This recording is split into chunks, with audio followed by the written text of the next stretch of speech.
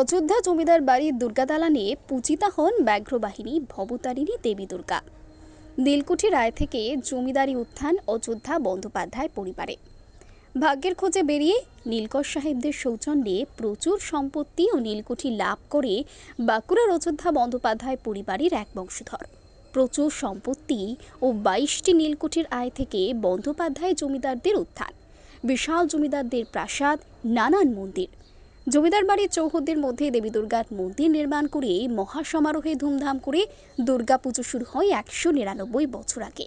আজ জমিদার নেই, নেই জমিদারি, কিন্তু প্রাচীন রীতি মেনে জমিদার বাড়ির দুর্গা দালানে নিষ্ঠার সাথে ব্যাঘ্রবাহিনী ভবতারিণী দেবী দুর্গার আরাধনায় মেতে ওঠেন বংশধরেরা। জমিদারদের পুজোর সেই জৌলুস না থাকলেও রয়েছে পুজোর প্রাচীনত্ব ও আভিজাত্য। বাঁকুড়ার অযোধ্যা গ্রামের বন্দ্যোপাধ্যায় পরিবারের এক বংশধর রামমোহন বন্দ্যোপাধ্যায় চাকরির খোঁজে হাজির হয়েছিলেন শ্রীরামপুরের এক নীলকর সাহেবের কাছে। ওই নীলকর সাহেবের কাছে প্রথমে কেরানির চাকরি জোগাড় করেন তিনি। পরে কাজের দক্ষতায় পরিচয় দিয়ে কেরানি থেকে বিশ্বস্ত হয়ে তাকে দেওয়ান পদে নিযুক্ত করে নীলকর সাহেবরা। পরবর্তীকালে ওই নীলকর সাহেব তার সম্পত্তির অর্ধেক ও 22টি নীলকুঠি দান করে দেন রামমোহনকে। বাঁকুড়া জেলায় বিভিন্ন প্রান্তে 22টি নীলকুঠি ও প্রচুর সম্পত্তি হাতে পেয়ে বাঁকুড়ার অযোধ্যা গ্রামে জমিদারির সূচনা হয় বন্দ্যোপাধ্যায় তথা বাবু পরিবারের। শোনা যায় এই বন্দ্যোপাধ্যায়ের অধীনে ছিল 85টি মৌজা। তবে নীলকর সাহেবদের মতো বন্দ্যোপাধ্যায় পরিবার কখনো জোর করে চাষিদের নীল চাষে বাধ্য করত না, করা হতো না অত্যাচারও। জমিদারির বিপুল আয় সে সময় অযোধ্যা গ্রামে প্রতিষ্ঠিত হয় বিশাল জমিদার বাড়ি ও দেবোত্তর এস্টেট। জমিদার চৌহদ্দির মধ্যে দ্বাদশ শিব মন্দির, গিরি গোবর্ধন মন্দির, রাস মন্দির, বিষ্ণু মন্দির, ঝুলন মন্দির ও দুর্গা মন্দির প্রতিষ্ঠা করে শুরু হয় দুর্গাপূজা। এখানে দেবীর সিংহ বাহিনী নয়, ব্যাঘ্র বাহিনী। প্রতিমাতেও বিশেষ নজর কাড়া সাবেকিয়ানা রয়েছে। এখানে দেবীর মুখ ছাঁচে নয়, বংশ পরম্পরা প্রতিমা শিল্পী এখানে হাতে তৈরি করেন দেবীর মুখ। জিতা অষ্টমীর পরের দিন থেকে শুরু হয়ে যায় জমিদার বাড়ির দুর্গাপূজা। পুজোর সময় রূপোর পালকি নিয়ে পরিবারের মহিলারা দেবী দুর্গাকে বরণ করে নেন। পুজোর কদিন দেবী দুর্গার ভোগ প্রসাদ নিবেদন করা হয় রূপোর থালায়। আজ জমিদারি না থাকায় সেই জৌলুস কিছুটা কমেছে ঠিকই, কিন্তু আজও দেবীর পুজোয় নিষ্ঠার ঘাটতি নেই বন্দ্যোপাধ্যায় পরিবারে, যা অক্ষরে অক্ষরে পালন করে চলেছে বন্দ্যোপাধ্যায় পরিবারের বংশধরেরা। আমাদের এই দেবোত্তর এস্টেটের যে জমিদার বাড়ির পুজো, বন্দ্যোপাধ্যায় বংশীয় বাহু পরিবার পুজো, এটা প্রায় আজ থেকে 198 বছর আগে শুরু হয়েছিল। রামমোহন, কৃষ্ণমোহন, লালমোহন, গয়াধরের সৌজন্যে, তারাই জমিদার ছিলেন। তো আগে আমাদের এই দুর্গাপূজাটা হতো গ্রামেরই এক প্রান্তে একটা অন্য মন্দিরে। পরবর্তীকালে ওখানে শরিকি বিবাদ হওয়ার জন্য কয়েক বছর পরে আমাদের এখানে দেবোত্তরেরই মন্দির স্থাপন করে এখানে দেবোত্তরে দুর্গাপূজা উৎসব হচ্ছে, এখনো হয়, এবং এটা 199 বছর এই বছর হতে চলেছে। এবং আগের মতো সেই জৌলুস না থাকলেও এখন যেটা আমাদের যে প্রাথমিক দিক থেকে যে রীতিনীতি মেনে পুজো করা হতো, সেই রীতিনীতি মেনেই পুজো করা হয় এবং আন্তরিকতার অভাব আমাদের নেই। যতটুকু সামর্থ্য ততটুকু দিয়ে আমরা সমস্ত পুজোটা করে আসছি এবং সবাই এখানে উৎসবে অংশগ্রহণ করে। গ্রামের সবাই আসে, বাইরের লোকও আসে। এই যে পুজো হয়ে আসছে, পুজো কি নিয়মে হয়?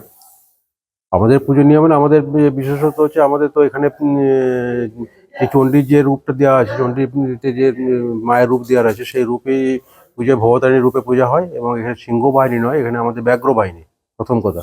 দ্বিতীয়ত হচ্ছে আমাদের যে এখানে যে নিয়মটা রয়েছে, আমাদের একটা রূপোর পালকি আছে, রূপোর পালকি করে আমাদের নবাবপুর থেকে নিয়ে যাওয়া হয়। আমাদের গ্রামের শেষে একটা দহঘাট আছে, সেখান থেকে নবাবপুর থেকে নিয়ে আসা হয় এবং বিসর্জন সেখানেই হয়। আর অষ্টমীতে চাল কুমড়া বলি হয়।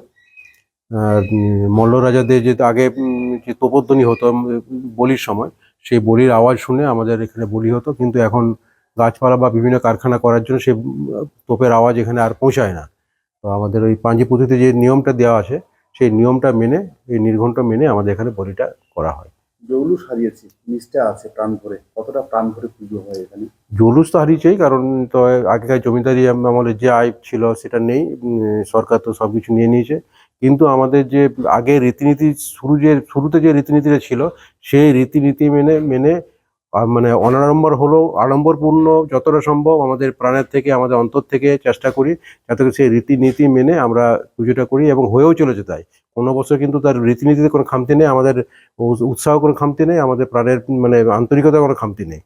বরাবর প্রতি বছরই ওই হয়ে আসছে। সেই কারণে আমাদের অযোধ্যা গ্রামের যারা আমাদের রয়েছে তারা এখানে অংশগ্রহণ করে, এবং আমাদের বংশের যারা বাইরে রয়েছে সে বাইরের তারাও একটা দিন এখানে এসে অংশগ্রহণ করে থাকে, এবং খুব আনন্দ উৎসবে আমাদের দিনগুলি পেরিয়ে যায়, খুব ভালোভাবেই হয়। খাওয়া দাওয়া সব একসাথে? খাওয়া দাওয়া প্রায় একসাথেই হয়, যারা আসে প্রত্যেকেরই ভোগ দেওয়া হয় এবং একসাথে বসে খাওয়া দাওয়া হয়।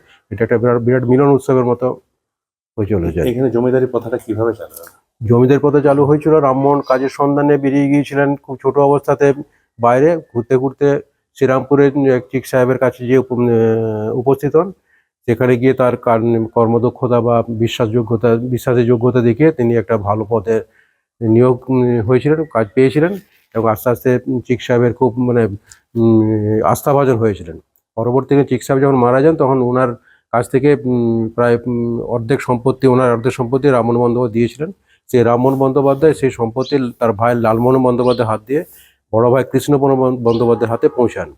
সেই সম্পত্তি নিয়ে কৃষ্ণমোহন বন্দ্যোপাধ্যায় একটা পর একটা মৌজা ক্রয় করতে করতে প্রায় 100খানা মৌজা ক্রয় করেন। সেই মৌজার থেকে সেই মৌজার থেকে সমস্ত কিছু যেসব প্রজা রাজ্যের আয় দিয়ে যেত, টাকা পয়সা দিয়ে যেত, সেটা থেকে আজকে এত বড় মন্দির এই দেবত্ব স্থাপিত হয়েছে, এবং যেখানেই মৌজা ক্রয় করেছেন সেখানেই মন্দির প্রতিষ্ঠা করেছেন বাবুদের, অযোধ্যার বাবুদের। এইভাবে আমাদের মোটামুটি 1800 থেকে 1810 সাল নাগাদ আমাদের এই দেবত্ব মানে জমিদার প্রথা শুরু হয়। আপনার নাম? আমার নাম মনোহর বন্দ্যোপাধ্যায়, আমি এই বংশেরই উত্তরাধিকারী, এবং আমি এই স্টেটেরই কমন ম্যানেজার।